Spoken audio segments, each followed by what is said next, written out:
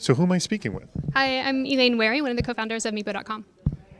Elaine, you gave a phenomenal presentation about, well, trying to dig out what makes a good recruiter or how recruiters behave when they're looking for talent. And you created a fake person. Explain what you did and what you were trying to discover. Sure, and I wouldn't call it a fake person, but basically at some point Meebo was looking for the very best recruiters we could find. And at the time, I was wondering, well, I would really like to be able to see what kind of recruiters would either approach me or approach other engineers already at Meebo, because those people already probably have a really good news for talent. However, being a co-founder, when I looked at my email box and I looked at the recruiters who had reached me, obviously, the 3 or 4 people who had reached out to me probably weren't going to be very good recruiters, because a good recruiter would not be trying to poach a co-founder from a company. So what I did was I basically created an online identity that was as similar to myself as possible, minus the co-founder title, to see what kind of recruiters would have been attracted to somebody like myself. Posted that online with a few tweaks just to make sure that it wouldn't get back. It wasn't too easy to identify as myself. And then I looked at the activity. And net is that it ended up being a not so great way to find good recruiters, but I learned tons about the engineering landscape and how to recruit great engineers.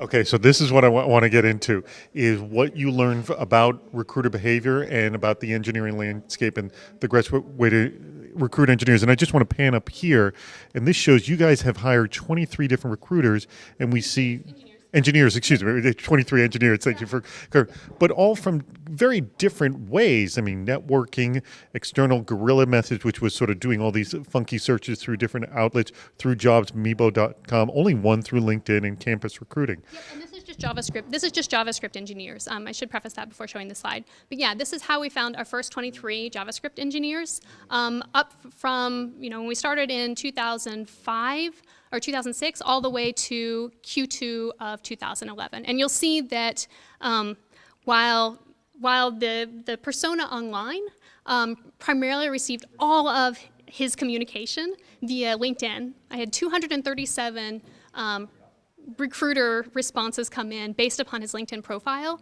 But you'll see that as a technique for finding people, at least internally at Meebo, that hasn't been nearly as effective. We've found 22 other engineers via other means. So I want to just go through some of the highlights of the behaviors you discovered of recruiters that kind of surprised you, I guess. Can you give me some of those highlights? Absolutely.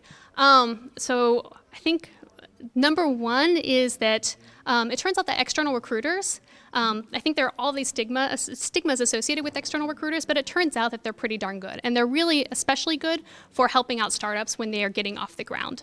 However, the downside of that is that with the external recruiters, all of the external recruiters that we had worked with ended up actually trying to poach from the company later. And so as much as you need those external recruiters up front, you have to recognize that business is business, and now they know your organization, and now they know your team, and you're probably going to be at the top of their minds later on. Later is actually a very relative term. You showed me examples where you had emails within 15 minutes apart of they going after your character and saying, "Hey, let's work again."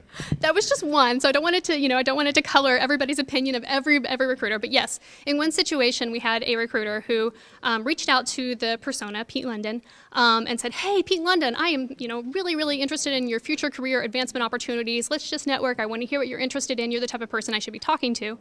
And then 15 minutes later, this is from an agency that we had worked with previously as well. 15 minutes later, was writing to me and saying, "Elaine, are you looking for good engineers? I'd love to be able to work with you again and to be able to, to give you, fantastic people." So I was literally being stretched at both ends. The other thing I thought was interesting from your research was everyone thinks, oh, you got to worry about the Googles and the Zyngas of the world, but in actuality, it was actually the VCs and the small companies in terms of pulling away talent. Tell me more. Yep, absolutely. So as a startup, whenever you are writing your emails, you think that you are differentiating yourself by saying, "Hey, we're a fast-growing, amazing startup that's tackling great things and we're backed by great guys." And you think that by saying those things, you are going to be standing out against all of the other recruiting emails that are going out there. But that's actually not the case, because it turns out that if you take the 13 kind of biggest consumer players out there, the Apple, the Mozilla, the Twitter, the Facebook, the Google, all of those, you put them together, they only represent about 18% of the entire recruiting landscape. And the other part of it is really represented by the small guys and also anonymous recruiters. And those are the people that you need to be able to differentiate yourself. So differentiate yourself from. So saying, hey, I'm a fast-growing startup isn't going to get you ahead. You have to really talk about how your startup in particular is different. And for the VCs, received numerous emails from different VCs, all trying to connect with the most talented, your most prized engineers, so that they would have a good talent for their future engineering portfolio companies.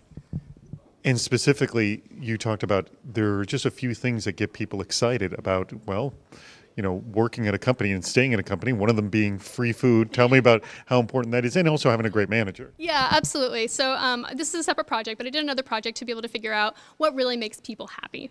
There are things like being at a great company, having cool stuff to work on, but equally as important is free food. Free food is absolutely huge, and having good free food goes a huge long way to making sure that people are happy on your team.